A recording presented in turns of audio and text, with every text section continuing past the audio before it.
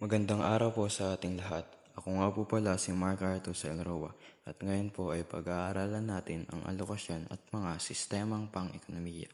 Ano nga bang alokasyon? Ito ang mekanismo ng pamamahagi ng mga likas na yaman, yaman tao at yamang pisikal sa iba't ibang pinagagamitan nito. Ang alokasyon din na nagsisilbing sagot sa kakapusan. Ang pamamahagi ng mga pinagkukunang yaman ay magagawa sa iba't ibang pamamaraan. Isa na rito ang pagpapalawak ng mga gamit sa mga ito.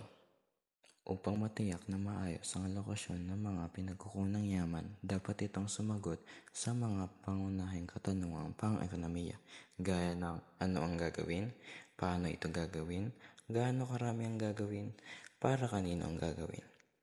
Ngayon naman ay dumako na tayo sa mga sistemang pang-ekonomiya. Ano nga bang sistemang pang-ekonomiya?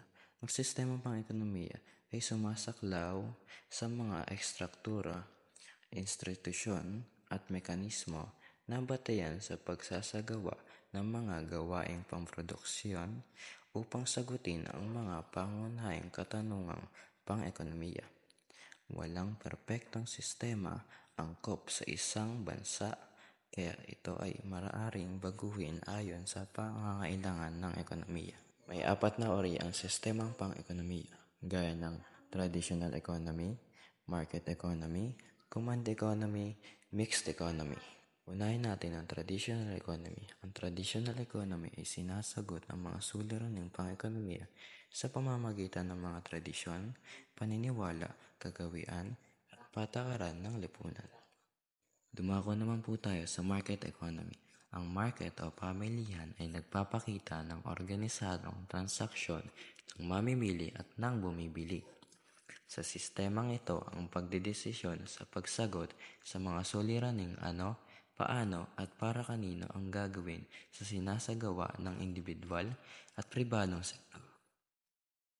Command economy. Ang command economy ay isang uri ng ekonomiya na nasa ilalim ng komprehensibong kontrol at regulasyon ng pamahalaan. Mixed economy. Ang mixed economy ay isang sistemang pang-ekonomiya ang nagsasabing pinaghalo dahil sa iral ng command economy at market economy. Ang aral na aking natutunan sa alokasyon at mga sistemang pang-ekonomiya ay nagbibigay ng mas malalim na pag-unawa sa kung paano gumagana ang ekonomiya at kung paano nakakaapekto ang mga desisyon ng mga tao at mga institusyon sa paglalaan ng mga mapagkukunan. Yun lamang po, maraming salamat po sa panonood.